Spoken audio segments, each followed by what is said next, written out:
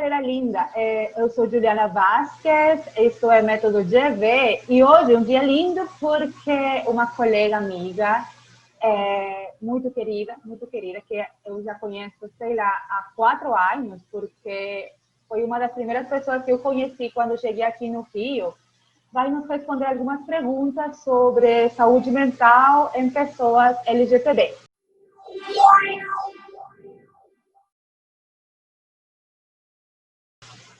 Hoje nos acompanha uma profissional maravilhosa, muito linda e muito boa pesquisadora, a verdade. Foi uma das primeiras pessoas que eu conheci quando eu cheguei no Rio. E foi uma das primeiras pesquisadoras que eu vi como era fazer ciência mesmo na psicologia, porque eu não tinha muita noção sobre como era fazer isso. E é a nossa querida Fernanda Pavel. Nossa, Fernanda, você tem que pronunciar o sobrenome, porque eu não sei como se pronuncia, tá? Me ajuda. É Pavelchuk. Pavel... Bem como se escreve mesmo, Pavelchuk. Pavelchuk, mas acaba em I, Pavelchuk. É. Maravilhosa. Bem-vinda, Fernanda. Ela é psicóloga. Obrigada, Julie. Ela é psicóloga, fez mestrado na PUC-Rio, pesquisando saúde mental em população LGBT. E agora ela está fazendo, pesquisando efeitos negativos de intervenções cognitivos comportamentais de manejo de estresse em minorias, essa é a teoria, né? O nome da teoria completa, exato. em pessoas LGBT, que para explicar um pouquinho, LGBT são as primeiras letras das palavras lésbica, gay e bissexual, né? Estou falando corretamente? Porque não é a minha... Isso mesmo. Maravilhoso. E vamos aproveitar os conhecimentos da Fernanda para ela nos responder algumas questões baseadas em perguntas que eu coletei nas redes sociais, que eu acho que é um tema que precisa de muita informação, de muito conhecimento científico real, porque tem muita informação aí boiando nas redes sociais que realmente fazem muito mal, tá? Antes de começar, Fernanda, você gostaria de dizer alguma coisa, fazer algum reclamo, crítica, qualquer coisa? Não, dizer que agradeço o convite e que estou animada para a gente falar sobre isso. De fato, é muito importante, né? Tem muita falácia, muita fake news sobre esse assunto, né? Então, trazer a ciência para isso é importante mesmo, né? Eu estava falando ontem com um amigo e eu falava, a gente faz mestrado ou doutorado e reúne uma quantidade absurda de informação. Sim. E, às vezes, a única coisa quando a gente expressa essa informação é na qualificação ou na dissertação. E fica com muita informação que é bom, que vai trazendo em diferentes contextos e baixo diferentes perspectivas. Então, muito obrigada mesmo por vir nos ajudar para responder algumas perguntas, tá? Obrigada a você. Animada. Acho que é importante mesmo. A Fernanda vai fazer esse vídeo em espanhol, porque ela fala em espanhol também. Mas, hoje, ela ficou assim... Fiquei tímida. Ficou tímida. Mas a gente vai fazer um vídeo em espanhol para ver o espanhol maravilhoso da Fernanda, que ela fica tímida. Vamos começar. Por supuesto. Vamos começar com a primeira pergunta, que é uma pergunta clássica, Fernanda. Eu acho que você já respondeu essa pergunta milhões de vezes, tá? Uma pessoa nasce homossexual ou se torna homossexual? Tem algum tipo de componente genético aí? É uma coisa que eu quero escutar de você, realmente. Queria perguntar diretamente. É uma pergunta que eu quero fazer também para você. Uhum. Bom, assim, acho que a gente tem ouvido muito falar sobre pesquisas que tentam encontrar, tipo, o gene gay, né, assim. E isso é um assunto polêmico mesmo, né, porque mostra que é a nossa ânsia por tentar encontrar um respaldo ali de que isso já vem na pessoa e que a gente não pode mudar, né. Tem uma vontade de mudar, assim, muita gente, né, a questão da orientação sexual, da identidade de gênero, quando ela destoa do normativo, né. Pesquisadores têm apontado que existem bases biológicas, mas num sentido muito mais epigenético, né? Que significa que o meio também vai impactar e vai ser essa interação toda, né, entre biologia e cultura que vai trazer esse indivíduo a ser quem ele é. Isso não significa que é mutável quem ele é, né? Tá. Mas é possível. como assim? Como não significa que é mutável? Eu não entendi essa parte muito bem. Uhum. No sentido de que, bom, é possível que exista uma carga genética, né? Assim, mas é possível também que exista uma interação do meio e que essas duas cargas, né, do meio e genética, vão gerar essa pessoa como gera todos nós, no fim das contas, né? Só que quando a gente investiga se existe ou não uma carga genética ou cultural em relação às pessoas LGBT, a gente está supondo que as pessoas cisgênero, que são aquelas pessoas que se identificam com o gênero que foi assinalado a elas quando elas nasceram, e as pessoas heterossexuais, que se atraem, né, pelo gênero diferente delas dentro da normatividade, que essas pessoas estão certas e que esse tipo de pergunta a gente não precisa nem fazer em relação a elas, né? E aí a gente supõe, bom, será que existe um gene gay, vamos colocar assim, né, que é o modo popular que a gente fala sobre isso? Será que existe uma carga cultural? Será que, ao fazer essa investigação, eu consigo mudar quem essa pessoa é e colocá-la dentro da norma? Não, a gente não consegue fazer isso, nem é ético fazer isso, né? Mas muitas vezes a gente entra nessa discussão com esse objetivo, né? A verdade é que todos nós vamos ser biologia e cultura, simultaneamente. É um jeito de achar uma justificativa para uma coisa. A gente precisa de uma resposta. Exato. Precisa de uma resposta Sim. para mudar ou para deixar de tentar mudar. E isso é bem triste. Isso é bem triste. Exato. Não deixa uma pessoa ser o que ela quer ser. Então, fica esquisito, né? Tá. E a segunda pergunta, Fernanda, eu acho que também é uma coisa que se fala muito, né? Ser lésbica, gay ou bissexual tem a ver com haver sofrido algum trauma na infância, ou ter pais castradores, ou ter algum tipo de problema na infância. Tem alguma relação uma coisa com a outra, ou é também um mito que boia por aí? Acho que essa pergunta ela entra um pouco no mesmo objetivo da primeira, né? Só que num viés mais psicológico, né? A gente está sempre tentando encontrar uma razão ali para dizer, bom, isso aqui é um problema, vamos resolver de alguma forma, né? Na verdade, assim, as pessoas podem ter sofrido ou não, né? Novamente, assim como pessoas heterossexuais. A gente conhece várias pessoas heterossexuais que sofreram abusos, traumas, né? Coisas terríveis mesmo e continuaram heterossexuais, né? Da mesma forma, a gente conhece pessoas LGBT que também sofreram traumas, abusos, talvez até mesmo por serem LGBT, no sentido de que a sociedade não aceita e tenta fazer alguma violência para ver se convence essas pessoas a deixarem de ser LGBT. Né? Quer dizer, o pior método possível para tentar fazer qualquer coisa, inclusive uma coisa impossível, né? Como fazer uma pessoa deixar de ser quem ela é.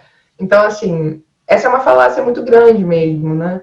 E quando a gente fala sobre pessoas LGBT, isso acaba alimentando uma lógica de estupro corretivo também. Né? É importante a gente tomar cuidado com isso, assim, porque a gente cria uma ideia de que, bom, essa pessoa deve ter sofrido algum trauma e ela não quer mais ter aquela experiência, ou com outro gênero, ou sendo o gênero que ela é, né, para deixar de sofrer isso. Então a gente tem que oferecer, dentro dessa falácia, né, alguma experiência que não seja aquela, para que essa pessoa volte para o eixo da cis heteronormatividade, né?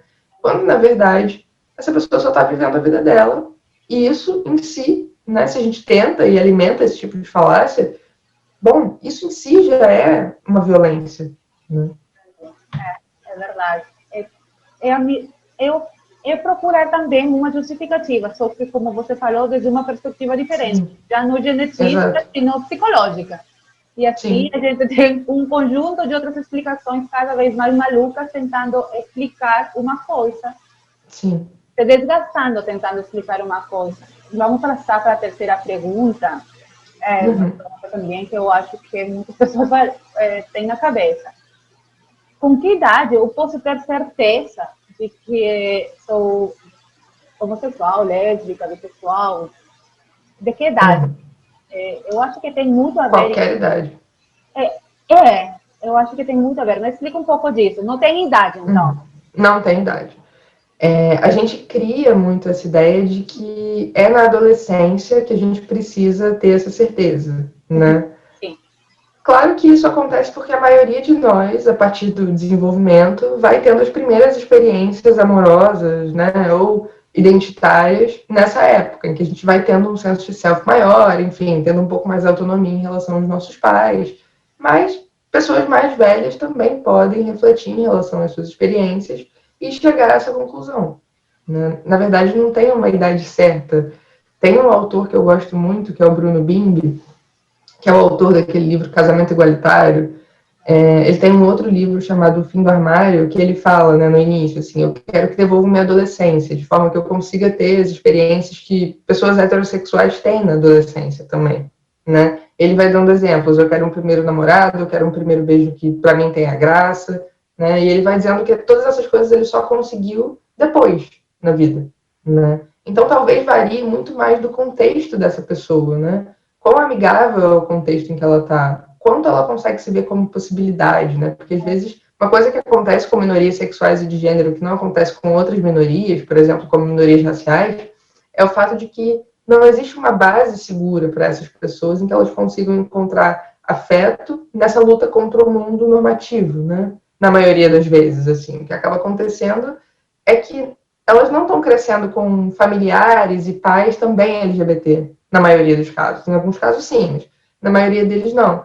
Então, elas não conseguem desenvolver um espaço de segurança para ser quem elas são, né? É sempre uma coisa de, caramba, eu descobri que sou isso, eu tenho que contar, eu tenho que fazer uma cerimônia aqui de apresentação de mim, me defender, contar que essa pessoa não vai me detestar, né? Aí ela vai me perguntar, você tem algum gene? Você, né, fez essa escolha? Foi a cultura? Foi a biologia?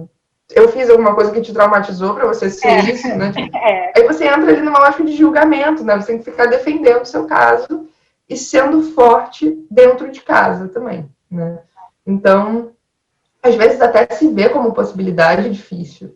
Então, não existe uma idade. Pode ser que desde pequena essa pessoa saiba, e aí a gente entra num outro tópico que as pessoas também têm muito medo, né? Que é o tópico da criança LGBT. As pessoas acham que não pode existir, né? Se existe alguém falando de, sei lá, orientação sexual, identidade de gênero com uma criança, essa pessoa está trazendo uma ideologia de gênero e tudo mais, mas as pessoas já existem, né? Na verdade, a gente só está falando com elas sobre.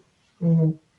Até porque, Fernanda, eu escutei, assim, não de muitas pessoas, mas de algumas, por exemplo, o meu filho, minha filha sendo adolescente, ele ainda não sabe o que ela quer, ele está confundido, ele ou ela está experimentando, então fica na ideia de que é uma etapa que eles têm que esperar ou forçar alguma mudança, então eu acho que também a pergunta vai por esse sentido, adolescentes podem dizer eu me assumo como de uma determinada maneira, é uma coisa que ainda não ingressa na cabeça de muitos pais. Eles acham que adolescente não pode dizer o que eles acham que são, porque ainda não sabem o que eles são.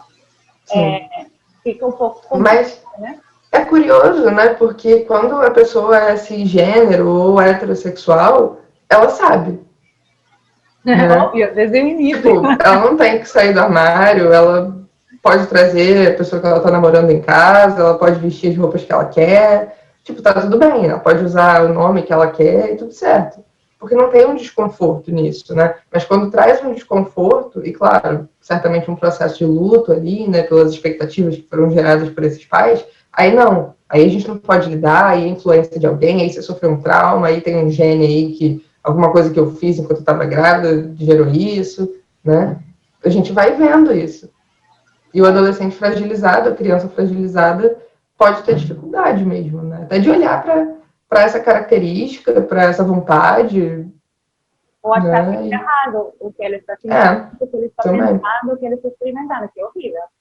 Horrível, Eu gosto muito de uma frase do Gordon Allport, aquele psicólogo social dos Estados Unidos, né, que fala alguma coisa como a reputação de uma pessoa não pode ser martelada e martelada e martelada na cabeça dela sem que isso faça algum efeito, né? Um impacto na vida dessa pessoa. É verdade, eu muito. Olha aí, Fernanda, a quarta pergunta, eu acho que já nem deveria existir, mas eu quero botar aqui, tá? Para deixar claro isso, tá? Porque fizeram essa pergunta, se existe um tratamento científico que pode fazer um gay ou lésbica se tornar heterossexual, deixar de ser, e eu quero que explique você como é o negócio do tratamento. Não existe, obviamente, né, assim, isso vem até de uma coisa que a psicologia fez, né, durante muito tempo, a psicologia e a psiquiatria fizeram com as pessoas LGBT, que foi patologizar essas identidades, né. Por muito, muito tempo, inclusive até o ano passado, né, a CID-10, né, ainda estava lá com um transtorno de identidade de gênero. Então, assim, como assim a gente está patologizando pessoas, né? Quem são essas pessoas, as vontades, os planos, a identidade delas? Isso não é possível, né? E a gente, por muito tempo, enquanto psicólogos, realmente entrou numa lógica de quase que perseguição, né? Para pessoas LGBT, assim, no sentido de isso aqui a gente vai precisar ajustar para uma realidade cis heteronormativa, né? E a gente vai usar isso nessas pessoas, doa quem doer, né? Instituindo práticas terríveis, né? De lobotomia, de choque, de, enfim, uma série de questões que traziam sofrimento para essas pessoas, né? Então, assim, a gente sabe que hoje em dia algumas dessas práticas podem existir na clandestinidade, mas elas não são adequadas, né? Assim, sendo terapeuta, já ouvi diversos casos de pessoas que passaram por experiências muito traumáticas com terapeutas, no sentido de pessoas que realmente, sim, que tentaram curar essa outra pessoa, né, que tentaram, de alguma forma, curar o que não era uma doença, né, uma coisa realmente tenebrosa, assim. E aí depois essas pessoas têm uma série de efeitos, né, na saúde mental delas e nas crenças, nos esquemas que elas desenvolvem sobre elas mesmas, sobre o mundo, sobre o futuro, né. Imagina o senso de desesperança e de auto-ódio que a pessoa acaba desenvolvendo, né, se ela está numa realidade tão difícil que ela procura uma terapia para mudar quem ela é, como se o problema fosse ela, e não o mundo que está sendo hostil e intolerante, né? Então, assim, tem uma série de evidências de que não só essas práticas não têm nenhum tipo de eficácia nem de efetividade, como também não tem segurança, né? E se a gente pensa nos pilares das práticas baseadas em evidência, acho que é especialmente com isso que a gente tem que tomar cuidado, né? Não tem eficácia, né? Não funciona em pesquisa, não tem efetividade, não funciona no mundo real e não tem segurança. As pessoas têm prejuízos, né? Elas desenvolvem auto-ódio, ideação suicida, desesperança, ansiedade, depressão. Mais problemas que soluções, realmente. Exato. É, que horror, que horror. Sim, pois é. Mas que bom que você explica para que as pessoas fiquem na cabeça agora que não existe isso, que qualquer pessoa que esteja propondo uma cura, um tratamento, alguma coisa relacionada a isso, está errada, está partindo desde um ponto errado e vai fazer mais mal que bem. Então, exatamente. Né? E está partindo, enquanto psicólogo, assim, de uma falácia, né? De uma frase de uma premissa ali que é falsa, né? Assim, não é sustentada cientificamente. Eu não gosto muito de falar um pouco de temas complicados, mas a religião e alguns grupos religiosos também propõem isso, entende? Então, não só psicólogos, sino também tem espaços religiosos que propõem mudar uma pessoa, a vida de uma pessoa. De fato. Testemunhos de pessoas que eram gays e deixaram de ser gays. Então, eu vejo isso às vezes, assim, mas mais na religião que na psicologia. Tá? Então, fica um pouco complicado também. Né? Não, é que às vezes as coisas até se misturam, né? Assim, as pessoas, elas entram numa lógica de uma prática, de uma psicologia religiosa, uma coisa que a gente tem que tomar cuidado, né? E é por isso que é tão importante a gente defender as práticas baseadas em evidência, né? Então a gente acaba caindo numa lógica de aplicar a psicologia, que é um saber científico, dentro de uma premissa religiosa que não é científica, e aí a gente não consegue diferenciar isso muito bem, porque a formação do psicólogo muitas vezes não, né, evidencia a questão do método científico, e o que acaba resultando é em pessoas tendo atitudes corretivas com seus pacientes ali no consultório, né? Às vezes sem pedido do paciente, inclusive, às vezes a pedido dele, às vezes sem pedido, no lugar de analisar o contexto dele e tentar entender qual é a motivação que está por trás dessa pessoa buscar esse tipo de tratamento. Né? Porque tem pessoas que buscam mesmo, isso é mais triste ainda, porque você mesmo está indo para... não sei, é feio. Mas não existe, isso está errado e tomara que depois, no futuro, já ninguém fale disso e seja visto como uma prática, sei lá, velha, que não tem que se repetir nunca mais. Sim. Vamos a uma quinta pergunta. Como reagir, que dizer, o que postura adotar se um menino ou menina nos disse que gosta de criança do mesmo sexo? Um menino é um menino, uma criança também. Acho que Não, isso muda o cenário. não, Né? Se um for um menino, adulto que está falando uma que gosta de criança, crianças, aí essa é uma questão criança. diferente. É, a criança. Tá, Eu acho que é sim. mais. É, criança. Eu acho que sim. Posso adotar uma criança disse que gosta de outra criança do mesmo sexo. Sim, porque a outra pergunta ficou bem bizarra. Sim. Acho que as medidas são um pouco diferentes. No caso de serem duas crianças, acho que o importante é que a gente possa acolher essa experiência. Né? Tá? Já é muito difícil viver numa realidade em que a gente tem que se defender o tempo todo, enquanto LGBT. Né? Então, é importante que a gente consiga abrir espaço para essa pessoa ser quem ela é. Né? A gente pode ter um pouco de medo de o mundo ser cruel com ela. Né? E a gente pensa, não, eu vou fazer algumas coisas para proteger essa criança, né? Preparar ela para o mundo que está sendo cruel com ela. E muitas vezes o que acaba acontecendo é que os pais dificultam a realidade da criança para ela não ter a sensação de que ela vive numa bolha porque o mundo é cruel. Só que esse é, né, a coisa mais contraprodutiva que pode existir, assim, porque a criança vai precisar de uma base segura em algum espaço, né? Que seja com os pais, que ela não precise se defender desses pais, né? Ou dos responsáveis, ou de quem quer que seja que esteja ali, né, sendo cuidador da criança. É, deve ser, sei lá, complicado também para os pais. Eu acho que, assim, se interiorizar antes mesmo, ter na cabeça que você pode ter essa possibilidade, que o filho pode dizer isso e se projetar para ser uma pessoa equilibrada, que dê contingência o tempo todo, que possa reagir adequadamente, é muito bacana, porque eu acho que nenhum padre pensa nisso, né? E às vezes... Isso é uma coisa importante que você colocou, né? De pensar que é possível que o filho diga isso, né? Porque, assim, a gente é criado para ser cis heterossexual, né? E é isso, assim, é meio que esse é o caminho possível, todos os outros são problemas, né? Assim que as pessoas percebem, muitas vezes. Então, o que é importante é que os pais consigam pensar que pode ser que aquela criança não venha como a expectativa dele está colocando, né? E que isso não é Vai errado. ter... E que isso não é errado. Exato, né? Sim. E assim, que possa olhar para aquela criança como um ser diferente deles também, né? Não é uma extensão daquela pessoa. A vida que aquela criança vai ter não vai ser uma maneira desses pais realizarem coisas para eles mesmos também, né? Eu acho que tem um pouco a ver com essa expectativa em relação à parentalidade mesmo, né? Tem uma TED Talk que eu também gosto muito, do Andrew Solomon, aquele autor do Demônio do Meio-Dia, em que ele coloca algo como, se você tem um filho e gostaria que ele não fosse quem ele é, né? Talvez você quisesse ter outro filho com o mesmo rosto, né? E acho que isso é muito forte, assim, que ele coloca, né? Você não aceita. Isso é feio. É. Isso é feio e isso machuca ambas as partes, tanto os pais, que ficam frustrados, como os filhos que ficam desamparados, porque fica assim baixo. Vamos para a pergunta 6. Eu não sei, é uma pergunta que foi difícil para mim entender, mas se você entende melhor, vai ser bacana.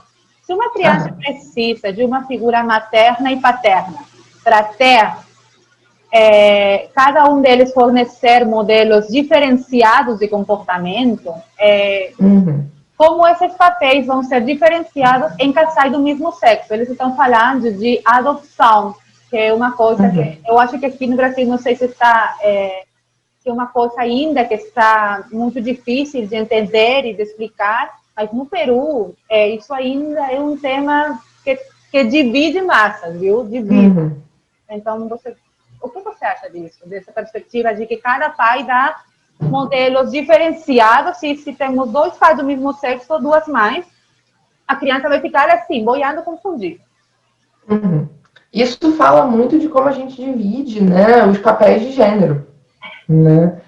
Assim, acho que é isso, a ideia de que os comportamentos de gênero são intrínsecos do gênero, e não aprendidos socialmente, né? E que necessariamente essa criança tem que ter contato com os dois, né? Então, tipo, tem que ter o pai que tem carro, que sabe ciência, que joga, que brinca, que, né, é ativo, e tem a mãe que está ali no cuidado, que está ali no fogão, que está ali, né, na casa, Amoroso. gostando de moda, amorosa, exato, esses dois opostos, né?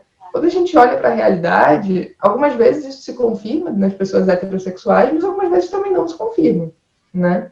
Hoje em dia, enfim, ainda bem, os avanços da discussão sobre gênero, a gente vê que existem, por exemplo, pais que ficam em casa, né, que têm mais facilidade de falar sobre emoções, por exemplo, né, e mães que talvez estejam trabalhando, né, que não estão tanto em casa, que gostam mais de carro, que gostam mais de esporte, que, né, a gente está quebrando esses papéis, e que bom, né, isso é importante. Porque, na verdade, eles são imposições sociais, né? E realmente... A própria coisa do azul é a cor masculina, né? Tipo, isso é uma novidade. Há pouco tempo atrás, azul era uma cor feminina. Então, assim, acho que é questionar, né? Acho que aí questionando essa ideia de que, acho que antes de tudo, falei assim, se a criança precisa de papel masculino e feminino, precisa. Só existem essas duas pessoas desses gêneros na vida da criança também? Não existem outros? Você parte erradamente de que cada gênero tem uma característica oposta ao outro. Isso é mais triste Sim. ainda. É oposta. Um disciplina, outro amor. Um deles é, sei lá, é dar coisas bacanas e recreativas, a outra é uma coisa mais estruturada e mais castrante. Mas não existe nenhuma coisa que, por exemplo, o Jorge, que é a pessoa, é o meu marido, meu esposo, não possa fazer. E o que eu não posso fazer. É ponto, né? Mas legal. Ficou claro, eu acho. Qualquer um pode fazer qualquer coisa, então duas pessoas do mesmo sexo realmente podem brindar à criança milhões de experiências diversas. Sim. E essa criança, como todas as crianças de pais heterossexuais, também vão ter experiências que não vão viver. Porque... Exato, né? Ou pessoas que são filhos de mãe solteira, pai solteiro, viúvos, né? As pessoas têm experiências diferentes em relação à parentalidade. Tudo bem, né? Olha aí, falando disso, existia, eu não sei se existe agora, mas existia um preconceito também com mães solteiras, né? Nossa, essa criança, Sim. tadinha, não tem pai, não sabe o que é uma figura paterna, vai ficar...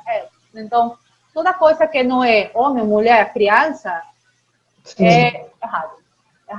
Não, e assim, o que a gente mais vê, no fim das contas, são homens que não sabem nem trocar a fralda dos filhos, né? Que não tem espaço forte, né? Nas lembranças desses filhos enquanto estavam crescendo, que não ficavam com eles, né? Eram ausentes, estavam em outros espaços, estavam, né, se preocupando com outras coisas, enfim, talvez não estivessem exercendo a parentalidade da mesma maneira que as mães, né? Isso era muito comum, ainda é muito comum, né?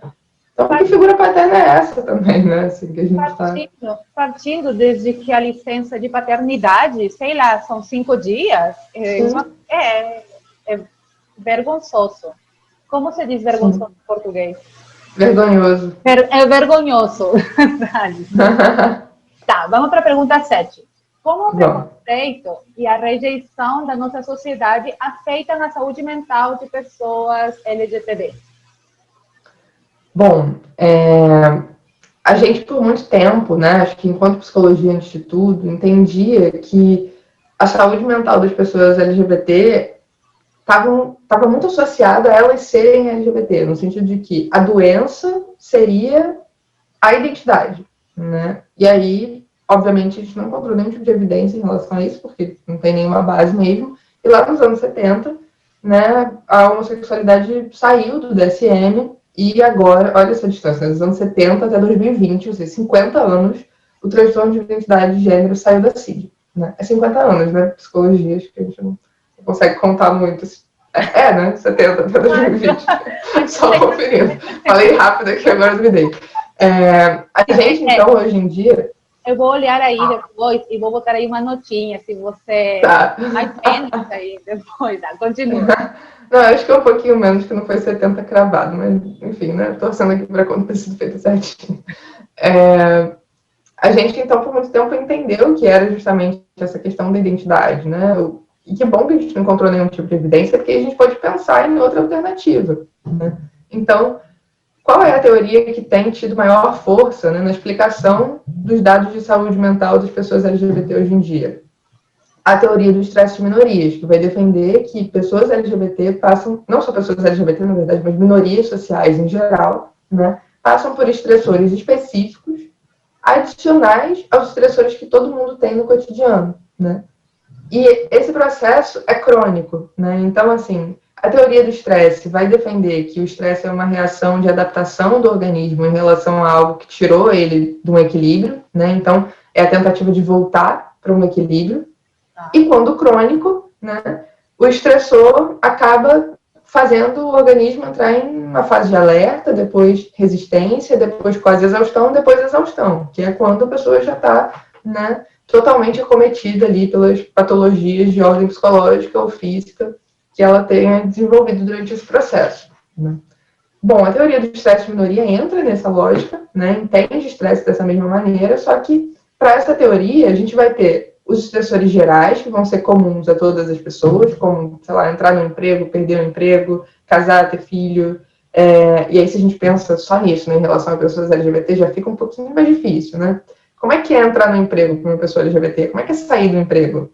Como é que é casar? Como é que é ter filho? Né? Enfim, a gente já vê que são experiências um pouquinho diferentes e tem realmente estressores adicionais, né? E cada letrinha, então, vai ter um estressor ou estressores, né, adicionais, né? Então, homens gays vão passar por processos de homonegatividade internalizada, expectativas de rejeição, ocultação da identidade sexual, discriminação, violência, né? Mulheres lésbicas podem passar por essas experiências e também por lesbofobia, estupro corretivo, fetichização, né? Mulheres bissexuais e homens bissexuais podem passar por invisibilização, desvalidação, dificuldade de apoio social, né? Tanto no meio lésbico e gay quanto no meio heterossexual. Pessoas trans podem ter disforia, transfobia internalizada, questões referentes à preocupação com passabilidade, por exemplo, né? Então a gente vai vendo estressores realmente específicos para cada um desses grupos, sem contar as possíveis interseccionalidades, né? Então, se uma pessoa é gay e branca e rica, né, e enfim, homem, cis, por exemplo, essa pessoa vai ter X estressores. Se a pessoa é uma mulher negra, lésbica, trans, pobre, essa pessoa vai ter muito mais estressores, eles vão se acumular, né? E a cronificação desses estressores pode gerar ali desfechos negativos de saúde mental, né? Isso pode impactar diretamente na saúde mental dessa pessoa a partir das estratégias que ela tem, individuais e coletivas, né, que moderam essa relação. Mas que interessante, então já se olha particularidades de cada um dos grupos, e isso é bem bacana, porque realmente são mundos diferentes. Então, olha aí, e isso se relaciona muito com a outra pergunta que eu queria fazer, que era, entre lésbicas, gays, bissexuais, transexuais, qual é o grupo que apresenta mais preconceito por parte da sociedade? E eu pensando nos estressores, ficaria pensando nisso, qual tem mais estressores, aí considerando o aceitação, não sei se estou falando correto, e ou não da sociedade, porque imagino que pode ser que um grupo seja mais aceito que o outro, ou eu estou errada? É difícil colocar nessas palavras, né? Porque assim, a gente sabe que as pessoas podem ter experiências muito traumáticas em qualquer um desses grupos. Porém, a gente também sabe que nesse momento talvez seja um pouco mais tranquilo lidar com, por exemplo, homens gays e mulheres lésbicas. Um pouco mais tranquilo não significa tranquilo de todo, né? Obviamente, mas os estudos têm mostrado que as pessoas bissexuais e trans tendem a ter um reporte de saúde mental muito mais comprometido, né, do que pessoas gays e lésbicas. E isso pode estar relacionado até a uma dificuldade de estar sendo aceito no próprio meio LGBT, né? Sem contar, obviamente, a violência tremenda que a gente vê, né, por parte da sociedade em relação às pessoas trans, enfim, a expectativa de vida e tudo mais, que acho que é uma questão que a gente precisa estar sempre atento, né? Enquanto pessoas cis mesmo, olhar para o nosso lugar e questionar isso. 9. Qual é a diferença entre, que fique claro como para criança, tá? Travesti, transexual e transgênero, tá? Existe diferença e qual é especificamente? Bom, existe diferença, né? A gente, há um tempo atrás, usava muito o termo transexual e esse termo foi caindo um pouco por terra, né? Justamente por trazer uma pegada um pouco dependente do corpo, né? Assim, tinha uma associação muito forte à questão da biologia, à questão do sexo designado, né? Toda uma questão ali que à época ainda era chamada de sexo biológico. Então, acho que uma biologização excessiva nesse termo, né? O termo transgênero, ele é mais usado hoje em dia justamente pela possibilidade de falar sobre gênero enquanto um construto social, né? Que a gente vai desenvolvendo, refletindo, repensando e reconstruindo enquanto sociedade, né? Tem sido mais usado do que o termo transexual. Então, acho que é uma alternativa. E travesti, se a gente pensa assim, num termo guarda-chuva, né? O termo transgênero seria o termo guarda-chuva. Travesti seria uma das possibilidades, uma das identidades dentro desse guarda-chuva. Entendi. Então, o termo transexual já ficou em desuso? O termo correto que a gente deveria utilizar é transgênero ou não? Algumas pessoas ainda usam esse termo, porém, existe uma crescente das pessoas utilizando o termo transgênero. Entendi. Tá. Acho que é mais um movimento do que um estado, assim, né? Então, tem gente que ainda usa transexual, porém, tem se indicado mais o uso de transgênero. Porque para a pessoa leiga fica difícil achar o conceito correto, tá? E não por uma coisa, sei lá, de preconceito, senão porque é difícil mesmo entender para alguma pessoa que não lê ou que não se informar sobre esse tipo de coisas. E às vezes, Fernanda, eu vou ser uma crítica, uma observação que eu tenho, às vezes a informação valiosa fica restrita a espaços que já têm essa informação. São pessoas que já conhecem, já sabem, vão nesses espaços porque continuam descobrindo, mas tem pessoas que estão em sério em informação. Tá? Por exemplo, eu quando estava fazendo a minha pesquisa, um levantamento dos dados, tinha uma pergunta que era relativamente simples, tá? Porque eu queria diferenciar a população homossexual da população heterossexual, tá? E tinha uma pergunta dessas, e tinha muita pessoa que perguntava, mas o que é isso? E estou falando de pessoas de 20, 30, 40 anos que não sabiam que era hétero e que era homo. Termos tão simples assim, eu ficava bem preocupada, porque imagina, se não entendem isso, se eles não sabem se são heterossexuais ou não homossexuais, é que vão entender o que é um travesti, um transexual, um transgênero, e partindo disso, respeitar esses grupos. É um pouco complicado, mas que é bom que você... Sem dúvida, né? E aí, por isso é importante, assim, ter ação pública, né, governamental, de qualidade, de entendimento de que essas pessoas são pessoas tão dignas como qualquer outra, né?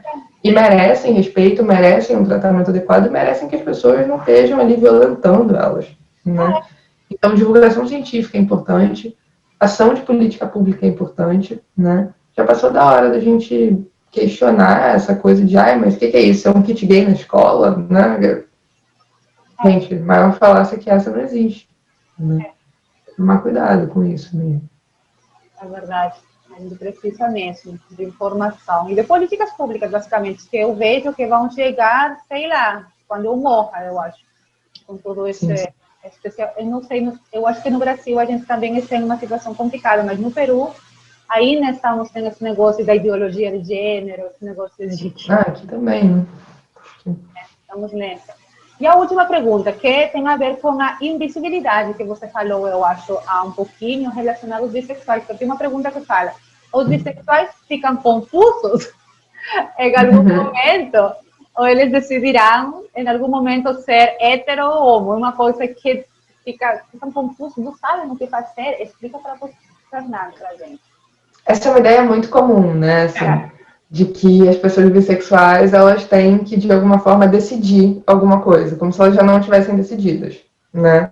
De que isso, na verdade, traz uma perspectiva da bissexualidade como uma orientação sexual inválida, né? Assim, é basicamente isso, o que a dúvida traz, assim. Mas é possível alguém ser bissexual? Essa pessoa não é bissexual, né? Ela tem que escolher se ela é heterossexual ou se ela é gay ou lésbica, né? Só que essa falácia, ela é tão forte, né? Ela está tão entranhada em nós, enquanto sociedade, que ela existe mesmo dentro do meio LGBT.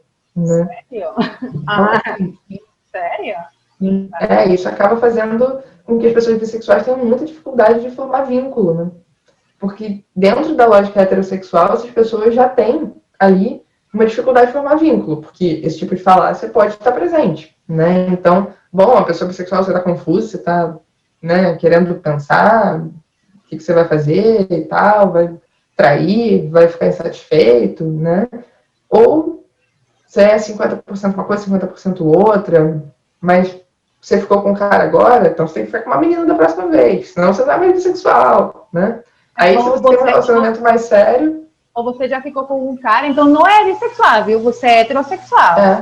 Exato. Tá bom. Pois é. Sim. Aí já era, né? E se você tem um relacionamento mais sério com um gênero, virou lésbica. Com outro gênero, virou hétero. Né? Parece que a pessoa depende da relação que ela tá para ser quem ela é, né? Ou, se a pessoa não fala que virou uma coisa ou outra, é assim, mas você tá insatisfeito, né? Mas você vai trocar essa pessoa daqui a pouco. Mas você não quer ficar com outras? Será que necessariamente você não tem que estar em diversas relações ao mesmo tempo? Várias falácias, né? Então, são falácias que se repetem nos dois meios, e aí a pessoa pode ter dificuldade de se relacionar, enfim, né? A gente sabe que, por exemplo, mulheres bissexuais têm dificuldade de entrar em relações, né, com mulheres lésbicas, por exemplo, né? Se em relação com homens heterossexuais elas são fetichizadas, se rola sempre uma sugestão, tipo, será que não vai rolar um A3, alguma coisa assim, não sei o quê, né? Com mulheres lésbicas é meio que o oposto, né? Tem uma ideia de, não, você vai me trocar por um cara, você vai me passar uma doença, né? Então, é muito difícil estar num lugar de meio que rejeição dos dois lados, né? Então... Fica um pouco mais entendível porque elas apresentam, às vezes, alguns indicadores negativos de saúde mental maiores que aqueles que supostamente estão bem definidos. Um gosto de... Exato. Muito interessante, é legal. Sim, porque é uma coisa que eu já escutei muito. Eles invisibilizam mesmo esse grupo. E isso é pior ainda, né? Me rejeitam. Eles não existem. Não existem. Sim. Então fica bem complicado. E aí as experiências de solidão podem aumentar, né? E você não sabe para onde ir, que é uma coisa tão importante. Se conectar com um grupo e ser parte de um grupo, eu acho que é muito importante. E aí fica bem complicado para uma pessoa que nem é visibilizada como você é. Bom, Fernanda, linda, maravilhosa. Você respondeu todas as minhas perguntas, eram 10 perguntas, eu acho umas perguntas muito interessantes, assim. Basicamente porque eu acho que reflexa muitos mitos que tem as pessoas. Então, os mitos têm que ser explicados, não tem jeito. E tem que ser explicados para as pessoas que acham que esses mitos são certos. Tá? Então, essa é a ideia do vídeo. Muito obrigada. Você tem muita informação sobre isso. Então, é um honor escutar essas coisas de você. Tá? Obrigada, foi ótimo ouvir. Eu vou coletar mais perguntas para voltar e fazer mais perguntas, porque eu acho que tem muita coisa. Não, com certeza. E essa iniciativa é muito importante, né? Assim, debater, falar sobre as coisas. Porque às vezes a gente fala, não vou falar sobre isso, isso é absurdo, né? E a gente deixa isso crescer. Então, é importante que a gente consiga falar sobre, né? Trazendo conhecimento, trazendo informação, para questionar mesmo as nossas práticas, né? Enquanto psicólogos também, enquanto pessoas, numa sociedade, né? Basicamente, pelo menos, brindar informação. Se elas querem aprender, legal. Se não querem, mas a gente faz parte que tem que fazer. Então, é muito legal escutar todas as respostas de você, tá? Porque, embora, por exemplo, eu também, uma coisa que eu sempre falo, embora uma pessoa seja psicóloga, não sabe sobre tudo. Cada um tem seu espaço de fala, sua própria especialidade. Não posso falar sobre esse tema porque não é a área minha. Então, eu trago uma pessoa que eu sei que é a área sua para poder explicar de uma maneira coerente, científica e relativamente simples o que é cada uma dessas coisas, Fernanda. Antes de acabar, você quer deixar aqui algum projeto, canal, rede social para alguma pessoa, se alguma pessoa quer saber um pouco mais do trabalho de você, o que você está fazendo? Sim, deixar então o meu Instagram, que eu uso bastante como divulgação científica, que é o @FernandaPavelchuk, né? Eu vou botar por também, aqui. Ah, maravilha, beleza. E também a página do Instagram também de um projeto que eu faço parte, que é meu grupo de trabalho, que é o TCC para minorias, né? Somos terapeutas cognitivo-comportamentais que trabalham e pesquisam, né, a teoria do estresse de minoria e interseccionalidade em diferentes minorias sociais. Então, tem muita coisa interessante vindo, né, em relação à formação de psicólogo, né, jornadas, workshops, tudo isso que a gente está planejando aí num futuro próximo, né, para poder trazer um pouco essa discussão para o campo, né? Acho que é isso. Eu vou deixar por aqui em algum lugar essas duas redes sociais, tá? Porque eu acho muito interessante, é muita informação e é uma boa fonte de informação, que eu acho também muito importante. Sim, com certeza. Pelo amor de Deus, boa fonte de informação. Então, obrigada, Fernanda, Obrigada a você. obrigada às pessoas que assistiram o vídeo.